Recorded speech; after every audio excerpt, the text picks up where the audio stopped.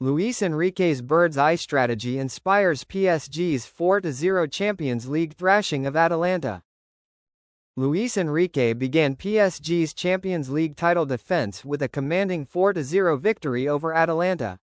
Once again, he chose to watch the first half from the stands to gain a broader perspective. According to him, this position provides valuable information to deliver at halftime. The method is inspired by rugby coaches, who often observe matches from above. Enrique returned to the touchline for the second half, despite still recovering from a cycling accident that left him with a shoulder injury. He emphasized that this new approach helps him analyze the game more objectively. PSG displayed their star quality with little difficulty. Meanwhile, Atalanta coach Ivan Jurić acknowledged PSG's superiority, admitting his team could only compete during the opening minutes.